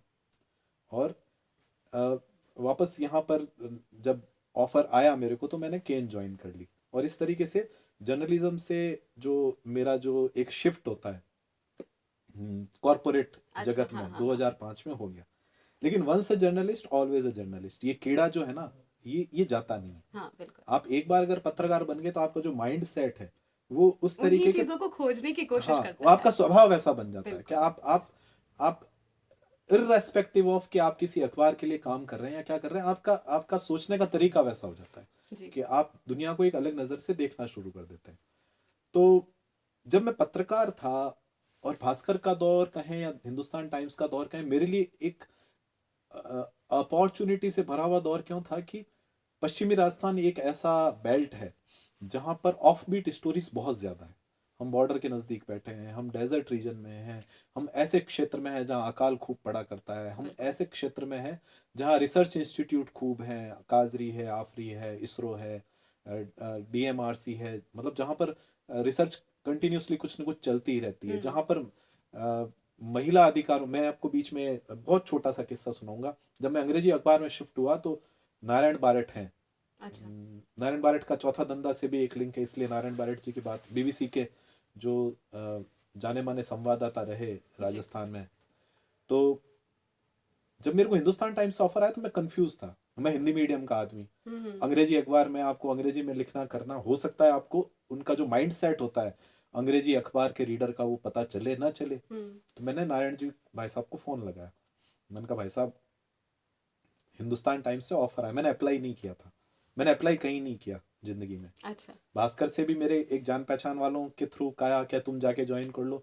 एचटी से भी किसी एक जान, जो जयलक्ष्मी सेन गुप्ता हुआ करती थी टाइम्स ऑफ इंडिया की, उन्होंने मेरा नाम रिकमेंड किया उनके संपादक को, और वहां से आया कि वी नीड अ हाँ, कॉरेस्पॉन्डेंट। आप आना चाहते हो क्या। तो और केन से भी लगभग इसी तरह का हुआ था कि अच्छा। जो डेविड निस्बेट थे इनके कॉर्पकॉम हेड, उन्होंने मुझे फ़ोन करके कहा कि तुम ज्वाइन कर सकते हो क्या। और मैं हमेशा कंफ्यूज ही रहा। मैंने, मतलब एक मन में हिचक रही, मैं कर पाऊंगा नहीं कर पाऊंगा।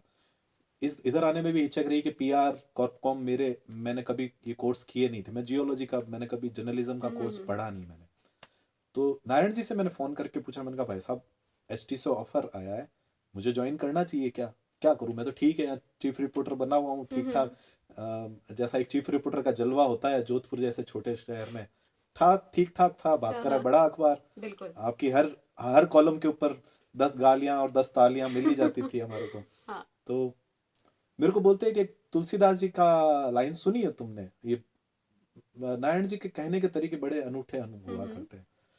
चारण है तो माँ करनी की कृपा तो है ही उनके ऊपर। तो मैंने कहा कौन सी लाइन? बोले वो ढोल गंवार शूद्र पशु हाँ नारी। हाँ।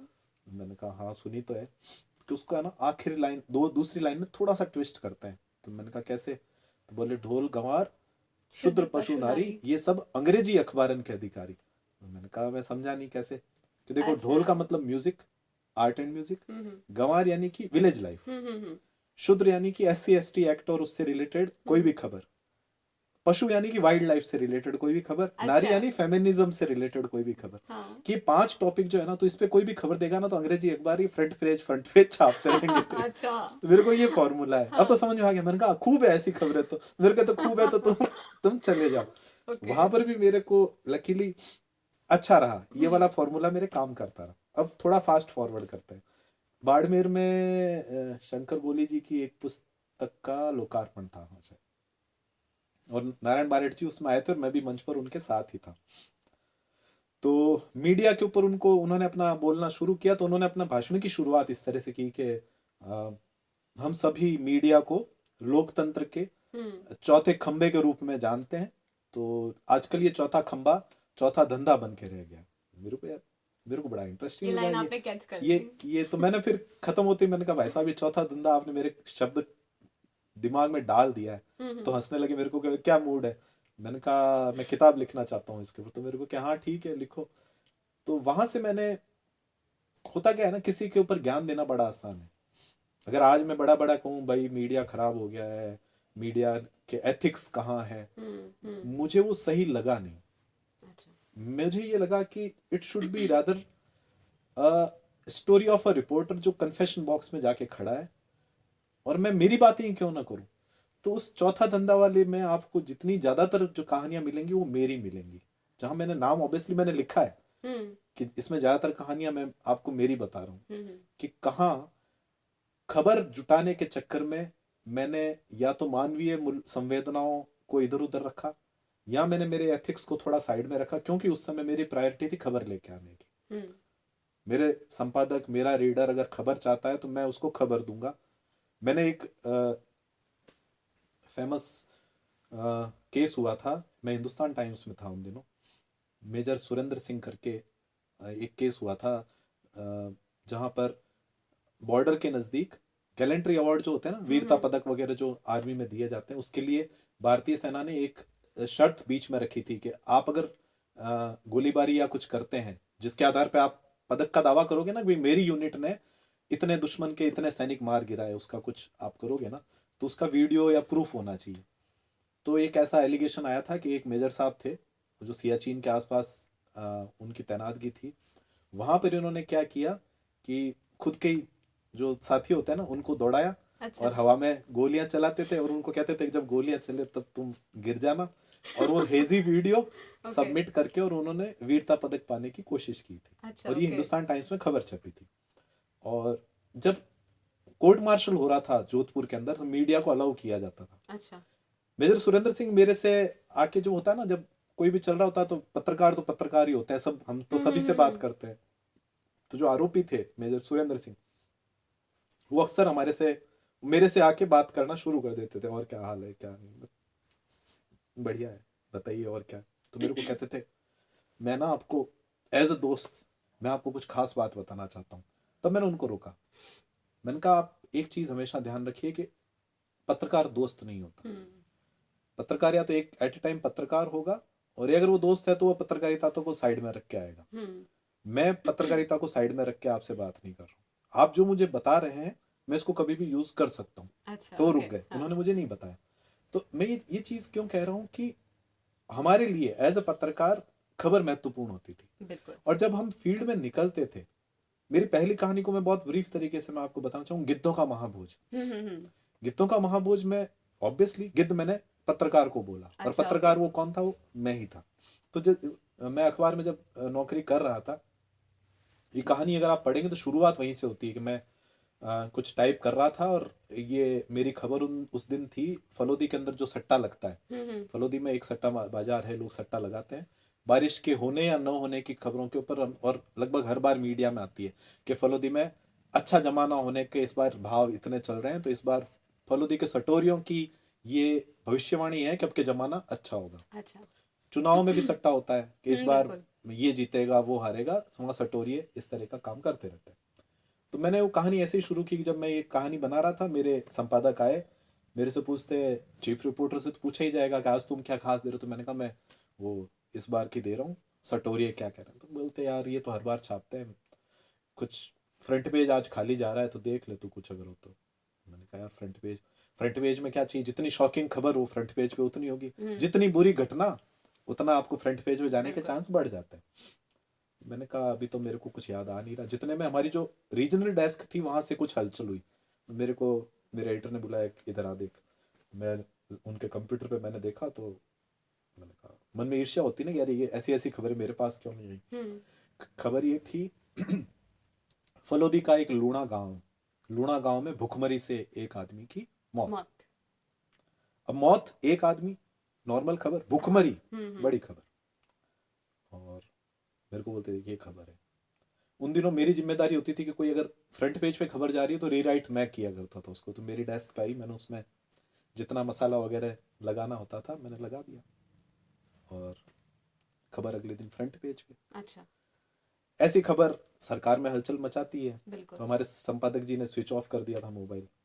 11 बजे जब उन्होंने ऑन किया तो मुख्यमंत्री के कार्यालय से लगाकर और पॉलिटिशियन दोनों तरफ के लोग, जो मुख्यमंत्री का इस्तीफा मांग रहे थे उनके भी फोन थे, और जो ये कह रहे थे कि तुमने क्यों छाप दी उनके भी फोन और मैसेज थे।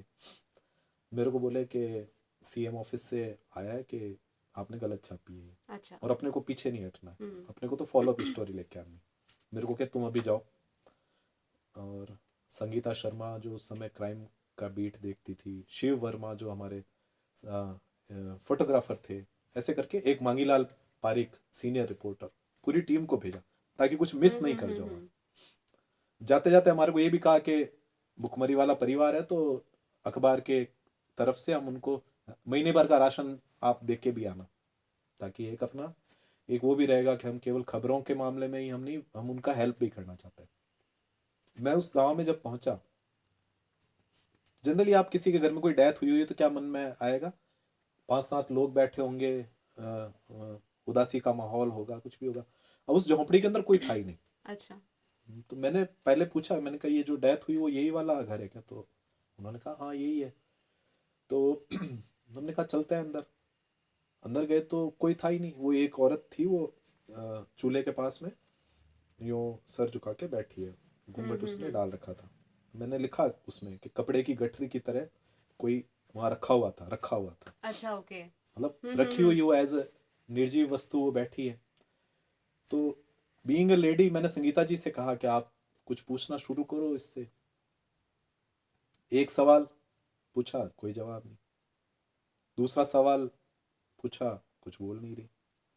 मेरे को अनफॉर्चुनेटली फॉर्चुनेटली इन चीजों में माहिर माना जाता था कि ये निकलवा लेता है जनरली। तो संगीता जी पीछे हटी, मेरे को उन्होंने इशारे से कहा कि बोल नहीं रही है। अब अब ये बदमाशी है जो एक मेरे बीइंग ए पत्रकार मेरे दिमाग में, आपको घावों को आप कूरे दोगे तो आवाज निकलेगी। कभी कभी बदमाशी करनी पड़ती है कि आपको कुरेदना पड़ता है उसको, क्योंकि आपको चाहिए ना, आपको कुछ आवाज, आपको एको चाहिए, आपको साउंड चाहिए वहां से, तो मैं कुरे दूंगा। एथिकली ये गलत है, हाँ। मानवता की दृष्टि से ये गलत है, बहुत गलत है। लेकिन मैंने किया, मैंने सीधा आरोप लगाया। मैंने कहा मैं अखबारों आया और माने दुख है आपरा जी का गर्दनी है चालता रहा। सरकार कह रही है कि आप झूठ बोल रहे हो, मैं भुखमरी हूँ मरिया को नहीं। आपने क्योंकि मुआवजे लेना है, फिर वास्ते आप कहानियां बना रहे हो, अच्छा। ओके। तो मरिया को नहीं हो। And she started crime. Okay. बहुत जोर जोर से वो रोने लगी, और उसने हाथ जोड़ के कहा मने नहीं चाहिए, पया नहीं चाहिए, आप जाओ पर मारो घरों दौड़ी चल गयो, पर अबे मैं पया लेने करूँगा कहीं। मैं सुनता रहा, नोट करने की तो आदत थी नहीं, लेकिन कोर्ट मिल गया था एक तरीके से मेरे को। उसने ये कहा कि मेरे को पैसे नहीं चाहिए, गवर्नमेंट भले ही कह रही हो कि मैं पैसे के लिए, पैसा किसके लिए चाहिए। सेकंड सवाल मेरे को और पूछना था, मेरे से पूछा नहीं जा रहा था। अच्छा। ओके। क्योंकि आपको समझ में नहीं आना, ठीक है आप अमानवीय हो सकते हो, एक हद तक हो सकते हो, गिद्ध भी बन सकते हो, किस हद तक होंगे। पीछे से मेरे को एक और रोने की आवाज आई। मैंने देखा तो मांगीलाल पारिक है जो हमारे सीनियर रिपोर्टर है, ही स्टार्टेड क्राइंग। वाह। मैंने मैंने कहा पारिक साहब क्या हुआ? मेरे को बोलते एपी क्यों कर रहे हैं हम ये सब, अच्छा, ओके। हमारे को मिल क्या जाएगा, हम्म। हम कितनी बददुआएं लेंगे, एक दिन फ्रंट पेज पे खबर नहीं आई तो हमारा अखबार बंद तो नहीं होगा। हम्म। चलते हैं यार, मेरे को नहीं रुकना यहाँ पे। अब मेरे को समझ में नहीं आ रहा मैं उनको चुप कराऊं, इनको चुप कराऊं। मैं चुपचाप बंद किया, लेकिन बदमाशी क्या थी, उतने देर में भी मैंने शिव वर्मा को कहा फोटो आप ले लो। रोती हुई जो हाँ। विधवा है उसका फोटो ले लो, क्योंकि मेरे को चाहिए फोटो, हम्म। मेरे लिए खबर, मैं आया ही इसीलिए था। उस समय मुझे ऐसा कुछ नहीं, एक इंसिडेंट और उसी निकलते निकलते हमने सरपंच को बुलाया। हमने कहा कि ये महीने भर का राशन है आप ले लो। हम्म। सरपंच ने हाथ जोड़े बोला कि गांव की बदनामी तो आप वैसे ही कर चुके हो बहुत कुछ, हम्म। भुखमरी से कौन मरने देता है मारवाड़ के अंदर किसी को, हम्म। एक दो दिन कोई खाना नहीं खाया तो पड़ोसी खाना खिला के चला जाएगा, हमारे यहाँ तो ये परंपरा है। गांव की तो ये परंपरा रहती है, हाँ बिल्कुल। तो हमारे को नहीं चाहिए, आपका राशन आप वापस ले जाओ। हम्म। खैर अगले दिन की खबर में हमने वो चीजें नहीं छापी, हमने वो तो छापा जो हम चाहते थे, वो हमने छापा, ये सारी चीजें निकल गई। लेकिन जब कन्फेशन बॉक्स चौथा धंधा की बात आई तब मैंने कहा कि मैं जब किसी के ऊपर उंगली उठाऊं तो मुझे ध्यान रखना चाहिए तीन 3 अंगुलियां उंगलियां मेरे सामने। मेरे सामने। तो ये उन 3 उंगलियों की कहानी है कि मैंने जो अच्छा। पहली बुक लिखी है, ज्यादातर कहानियां वो हैं। पहली ही कहानी मैंने इस गिद्धों का महाभोज करके मैं लास्ट में लिखता हूँ कि धूल उड़ाती हुई कार उस गांव से निकल रही थी और सरपंच की मुंडेर पर बैठे गिद्ध अगली लाश का इंतजार कर रहे थे। Okay, okay. तो ये कहानियां ऐसी है जहां पर मुझे वापस मन करता है कि नहीं, बीइंग अ रिपोर्टर एथिक्स को छोड़ना कहीं ना कहीं गलत था, और ये उसकी कहानी। जी। कहते हैं कि सफलता तभी मिलती है जब आप अपने काम को रुचि से जोड़ लें, लेकिन आपने तो जो भी काम हाथ में लिया है उसको बाद में रुचि से जोड़ा है। ये अक्सर देखा जाए, चाहे वो पत्रकारिता हो, थिएटर में जाना हो। अब मैं कुछ भगवान को धन्यवाद देता हूँ, हो सकता है आप कह रहे हैं वो बात भी सही हो, लेकिन मैंने एक जिम कैरी बड़े प्रसिद्ध जो द मास्क और आपके जो फिल्मों में जिम कैरी रहे हास्य अभिनेता, आपको याद है उनका एक बड़ा प्यारा किस्सा है। वो अपने जेब में $1 million का चेक सेल्फ वाला काट के रखते थे, जब वो स्ट्रगल कर रहे थे, जब शायद $1000 की भी उनकी हिम्मत नहीं थी, तब वो रखते थे कि मैं किसी जमाने में ये करूंगा, और ये उन्होंने कर दिखाया। जिम कैरी की एक मूवी है यस मैन, उसमें अच्छा। कहानी केवल इतनी सी है कि वो हीरो जो होता है वो हर जगह यस बोलता है और कैसे मुसीबतों में फंस जाता है। मेरी जिंदगी में भी लगभग यही रहा, जो अपॉर्चुनिटीज आई, जो कुछ काम करने के अवसर आए मेरे सामने, मैंने सोचा कि ये मैं चाहता हूं या ना चाहता हूं ये शायद डजेंट महत्वपूर्ण मैटर। नहीं, लेकिन भगवान चाहते हैं ये। हम्म। तो इसलिए मैंने यस कहा कि क्योंकि मेरी इच्छा से बड़ी तो भगवान की या अलमाइटी जो भी सर्वशक्तिमान है उसकी इच्छा होनी चाहिए, तो मैंने यस कहा। और एक बार अगर आप उसकी इच्छा मान के यस कहते तो रुचि का काम जनरली बन जाता है आपके, हम्म। और मेरे बन भी गया, क्योंकि हो सकता है भगवान ने चला के वो ही चीजें मेरे सामने परोसनी शुरू की जो मेरी रुचि के नजदीक ही थी, जहां मुझे ज्यादा एफर्ट नहीं करने पड़े। हम्म। जहां मैं जियोलॉजी, जिस दिन मैं आपको कह रहा हूँ मैं स्पेलिंग पूछ के लिख रहा हूँ, मैंने सोचा भी नहीं था कि जियोलॉजी में एक पेट्रोलियम जियोलॉजी करके भी एक स्ट्रीम मास्टर ऑफ साइंस में मैं पढ़ूंगा, और मुझे ये नहीं पता था कि मैं एक ऐसी कंपनी में जुड़ूंगा जहां मुझे ये वाला ज्ञान काम में लेना ही लेना है। तो चीजें अपने आप उसी डायरेक्शन में बढ़ती गई जहां मुझे अब पीछे मुड़ के देखता हूं तो लगता है कि ये सारी तैयारी थी। अगर मैं उस दिन ओएमआर शीट भर लेता तो शायद मेरी जिंदगी ज्यादा गड़बड़ तो नहीं कह सकते, ज्यादा सामान्य होती, इतनी सामान्य हो जाते। थ्रिलिंग नहीं होती। हाँ। मैं कहीं हो सकता है किसी नॉर्मल कंपनी में अपने तरीके से वही 9 to 5 वाला जॉब करके और अपने संतुष्टि भरा कर रहा होता। इतनी जो वैरायटी है वो थैंक्स टू जो नॉट बिल्कुल। सो गुड इंसिडेंट में उस समय सोचता था, वो बाद में अच्छी चीजों एक में तब्दील होता गया। मल्टीटास्किंग जो पर्सनैलिटी आज हमारे सामने बिल्कुल मौजूद है। चूंकि सोशल मीडिया पर आप काफ़ी एक्टिव रहते हैं और आज की जनरेशन के हिसाब से मैं कहूँ तो कहीं ना कहीं जो जनरेशन है इसका दुरुपयोग भी बहुत कर रही है, और कहीं ना कहीं वो उससे परेशान भी रहती है। सोशल मीडिया का ज़्यादा उपयोग करना भी कहते हैं ना, एक तनाव को बढ़ाता है, स्ट्रेस को बढ़ाता है। तो इस वजह से जो आज की जनरेशन है वो रिजेक्शन को हैंडल नहीं कर पाती है। How you handle it? बड़ा गहरा सवाल है ये। रिजेक्शन को मतलब मेरा एक चीज है कि आप अगर लोगों के ओपिनियन, मेरा मेरा जो सोशल मीडिया पे अगर आप इंटरेक्शन देखेंगे, it is very non serious kind of, कहते हैं ना, बिहेवियर। नॉन सीरियस का मतलब ये नहीं कि मैं आलतू फालतू की चीज, मैं वहां पर चीजों को unnecessary, my social view, my political view या माई रिलीजियस व्यू, मैं इन सबसे दूर रहता हूँ। बिल्कुल। क्योंकि ये वो प्लेटफॉर्म है ही नहीं जहां पर मैं किसी चीज को अ, थोपने की कोशिश करूं। मोटा मोटा सिद्धांत ये रहता है कि मैं हल्की फुल्की चीजें जो मुझे रोमांचित करती है, जो मुझे हंसाती है, जिनको देख के मैं खुश होता हूँ, और दूसरे को भी मेरा जनरली यही कहना होता है कि इंस्टाग्राम पे मेरे इस वाले पे इतने कम लाइक क्यों आए, इतने ज्यादा, क्योंकि ज्यादा लाइक आना भी खुशी होने की चीज नहीं है। क्योंकि बिल्कुल। आपको भी पता है कि लोग ब्लाइंडली करेंगे ही करेंगे, लेकिन लोग अपनी खुशी को सोशल मीडिया जोड़ते से हैं, जोड़ लेते जोड़ना हैं। शुरू कर देते हैं, बिल्कुल। क्योंकि वो उस स्टेटस, क्योंकि हो गया ना, हम एंडोर्समेंट चाहते हैं। जनरल ह्यूमन बीइंग का एक होता है कि हमारे को थर्ड पार्टी एंडोर्समेंट चाहिए होता है। अब या तो आप में इतनी मैच्योरिटी आ जाए कि ये मैटर नहीं कर रहा है, मैं मेरा कितना ध्यान रखता हूँ, मैं खुद को कितना एंडोर्स कर पा रहा हूँ, ये ज्यादा महत्वपूर्ण है। ये जो मैंने पहले बताया था ना कि आईआईएम अहमदाबाद से ये एक चीज मैंने सीख ली बिल्कुल। कि लोगों का एंडोर्समेंट या लोग उतने महत्वपूर्ण आपकी जिंदगी में नहीं है। यहाँ वो हैं, लेकिन उतने नहीं है कि मैं मेरी स्वास्थ्य पर उसका असर डालूं, मैं मेरे पीस ऑफ माइंड पर उसका असर डालूं, मैं दिल के अंदर कोई नेगेटिविटी, टॉक्सिक टॉक्सिक एलिमेंट को लेके बैठ जाऊं कि ऐसा क्यों नहीं हुआ, लाइक क्यों नहीं आए, या मेरे को उसने ऐसा क्यों कह दिया। मेरी पोस्ट पे भी कई बार गालियां भी मिल जाती है, अपशब्द भी मिल जाते हैं, मैं ना तो हाइड करता हूँ ना उनको रिप्लाई करता हूँ। ठीक है, 10 अच्छी चीजें भी तो आ रही है, एक दो नेगेटिव आ गई तो चलता है। जी बिल्कुल। चूंकि अब मैं इंटरव्यू के अंतिम दौर में चलती हूँ। फर्ज कीजिए कि एक यंग अयोध्या प्रसाद गौड़ आपके सामने खड़े हैं और वो भी अपनी जिंदगी में तकलीफें, परेशानियां, चुनौतियों का सामना कर रहे हैं। क्या कहना चाहेंगे आप उन्हें?